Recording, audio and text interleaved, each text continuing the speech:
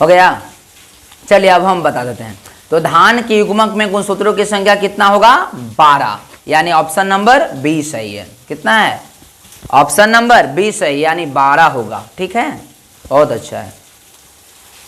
अगला बेटा, अगला क्वेश्चन कह रहा है मक्का के युग्मक में गुणसूत्रों की संख्या कितनी होती है? चलिए जल्दी से बताइए, अब कॉपी मत पलटिएगा।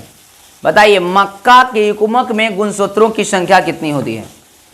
कॉपी मत पलटिएगा, जल्दी ऐसी बताइए। मक्का के युग्मक में गुणसूत्रों की संख्या कितनी होती है? जल्दी बताइए, मक्का के युग्मक में गुणसूत्रों की संख्या कितनी होती है? ऑप्शन नहीं देंगे, पहले बताइए आंसर इसका, कॉपी मत पलटिएगा।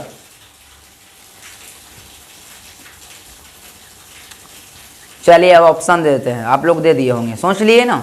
चलिए कमेंट में इसको उत्तर दीजिए, जल्दी से जवाब दीजिए अपना अपना। चलिए ऑप्शन दे देते हैं।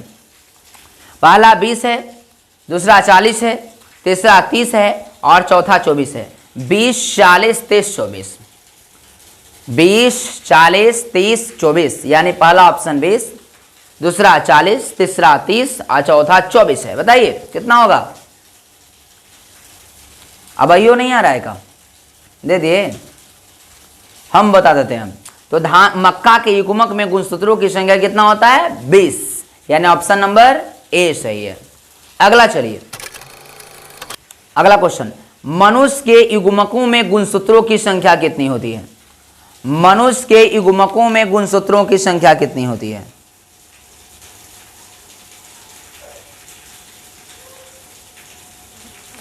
मनुष्य के युग्मकों में गुणसूत्रों की संख्या कितनी होती है? अगला क्वेश्चन है मनुष्य के युग्मकों में गुणसूत्रों की संख्या कितनी होती है? ध्यान से जरा आंसर दीजिएगा सर।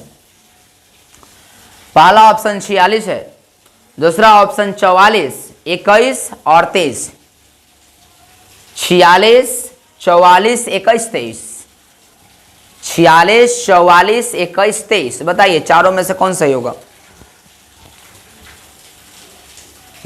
मनुष्य के युग्मकों में गुणसूत्रों की संख्या कितनी होती है?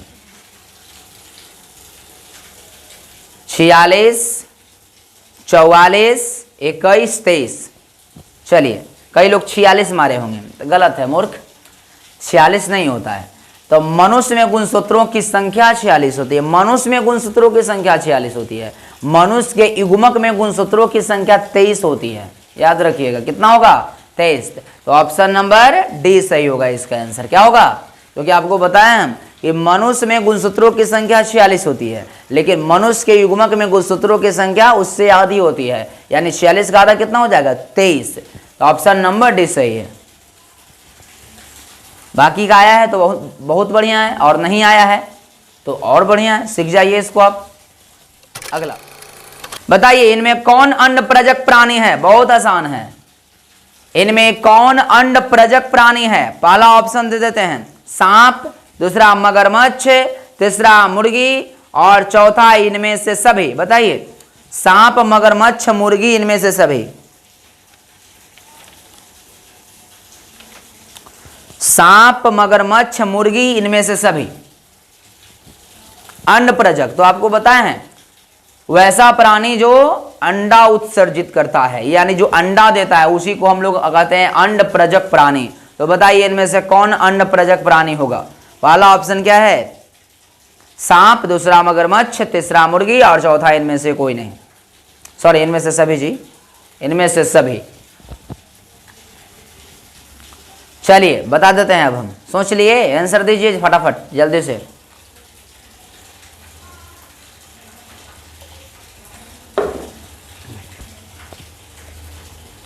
हाँ तो बता देते हैं हम, अब सभी होगा इनमें से, क्योंकि सांप भी अंडा देता है, मगरमच्छ भी देता है और मुर्गी तो अंडा देता ही है, यानी ऑप्शन नंबर इसका 4 सही है, यानी इनमें से सभी। चलिए नेक्स्ट क्वेश्चन, आगे बढ़िए। निम्नलिखित में से किसमें 12 वर्ष में केवल एक बार फूल खिलते हैं? निम्नलिखित में से किसमें 12 वर्ष में केवल एक बार फूल खिलते हैं? बताइए निम्नलिखित में से किसमें 12 वर्ष में केवल एक बार फूल खिलते हैं? पहला ऑप्शन है नीला कुरेंजी, दूसरा बताइए सूरजमुखी, तीसरा है बांस और चौथा है बरगद। नीला कुरेंजी, सूरजमुखी, बांस, बरगद। तो आपको बताए हैं कि नीला कुरेंजी एक ऐसा पौधा होता है जो 12 वर्ष में एक बार फूल देता है। तो ऑप्शन नंबर के वहां सही हो जाएगा ए, नीला कुरेंजी। चलिए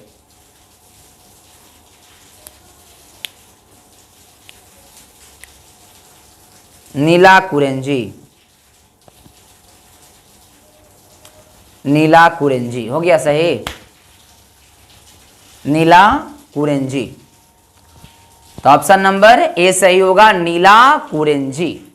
चलिए ठीक है, तो हम लोग आज भर के लिए इतने ही रह देते हैं। कारण ये है कि टेक्निकल इशू हो रहा है जिसकी वजह से कैमरा हैंग कर रहा है। अब कुछ हम लोग इसमें सुधार करेंगे जिसकी वजह से आज क्लास आपका थोड़ा सा हो पाया। अगले क्लास में आपका फिर आगे की तरफ जो है ऑब्जेक्टिव का सेशन बढ़ता हो रहेगा। चूँकि पहला दिन है इसलिए ज़्यादा। जिंदगी जिंदाबाद। अब मिलते हैं नेक्स्ट क्लास में। जय हिंद।